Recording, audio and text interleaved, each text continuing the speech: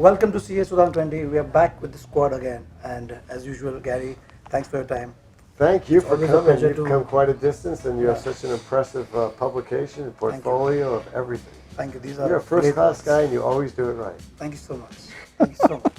And this guy, Job man, done. another major person, and very important people to come here. I'm honored. And Reliance Digital has been growing just like CES.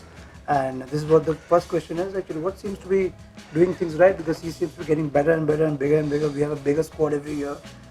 Well, certainly this show does seem to be rising to new levels. We're very fortunate. I think it's reflecting technology and innovation as a whole, Right. and how technology and innovation is affecting every industry.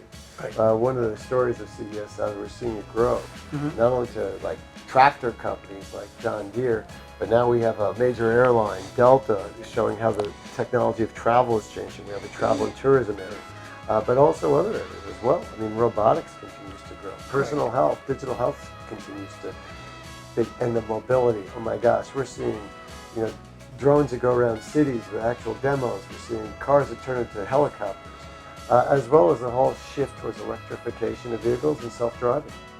And like you said earlier, every company is a tech company today. There's no Absolutely. company which is not tech company. So Kaushal, Reliance Digital has been partnered with CES and you've been coming for the last, I think, as long as I've been coming here. What would you take back from CES 2020? This is interesting. It's not just about any electronic or any technology or any innovation that's there in CES today. It's culmination of everything. I think everything going smart, how things are converging into technology and the use cases now, whether it is with everything going smart, whether it's foldable screens, right from the largest televisions to tablets and phones. I think the potential of all these devices is just phenomenal.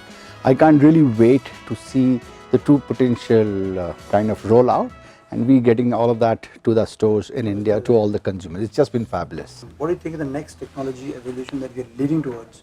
What do you think is the next disruption going to be? Or what do you think is the sector which is going to be you're most excited about?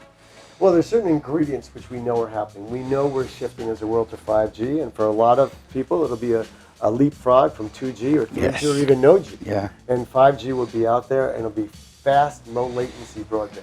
Another ingredient is huge, is artificial intelligence. Right. Artificial intelligence will allow predictive behavior, allow people to analyze our health better and quicker, and without having a physical doctor there, we could get information remotely, we could act on it, we could send information from our devices, we could do all sorts of things, because there's a global shortage of trained doctors everywhere in the world, including the United States.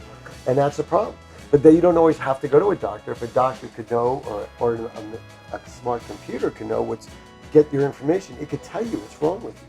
And then there's, of course, other things that are happening. AR, VR, XR is growing quickly. Certainly robotics. We're just at the very beginning of robotics, whether it's personal robotics or factory robotics. Right now, it's single-use devices pretty much, but we're going to increasingly get more complex Do you devices. think health would be a very big sector to look forward to this decade? Oh, without question, health technology. Drug companies focus on drugs, and sometimes doctors focus on cutting and surgery. What does CES 2020 mean to you? It's about experience and not product. With everything becoming smart, with AI, ML coming in, it's all about not just experience, it's personalized. Today, the way I would use my television versus my daughter, dramatically different.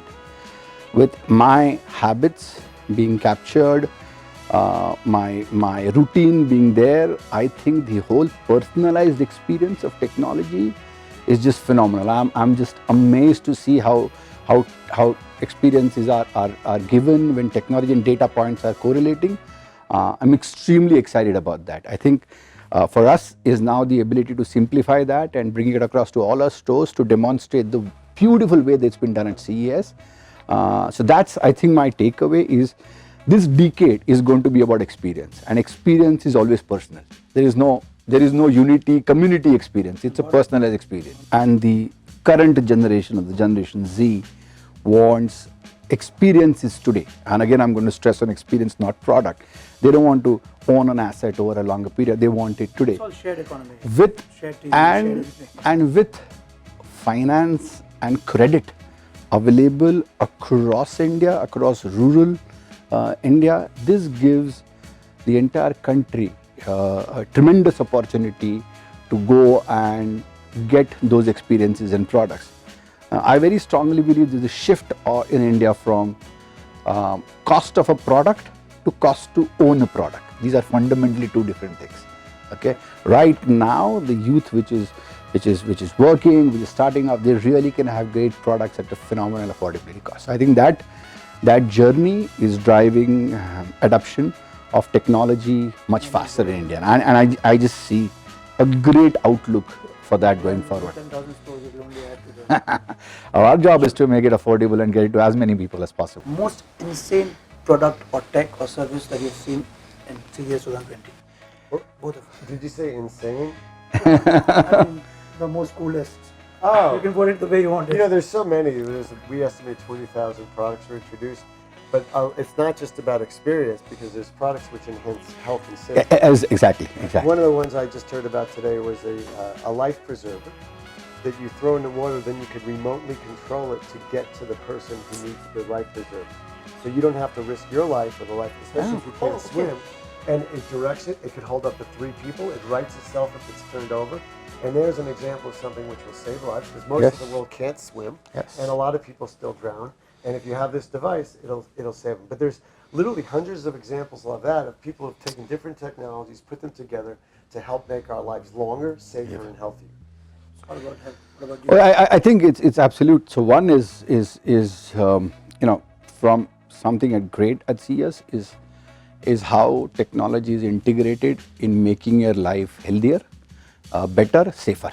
I think, and things, whether it's a smart belt or it's a smart biking helmet, it's all about being proactive and predictive is working. That's something which is coming on. And things, the speed at which I think the CES gives such a massive platform for all these companies to converge and expose themselves to technology to a lot of people. I think I'm excited for getting all these products to the shelves per se. Okay. So Gary, final question. What are the numbers like this year? So, How many visitors, how many exhibitors, how many people?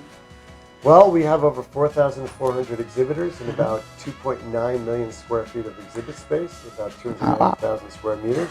And we also Grown over last year? It's pretty much the same. We don't know the number of people actually until the show is over and we have our audit, but we expect it about even.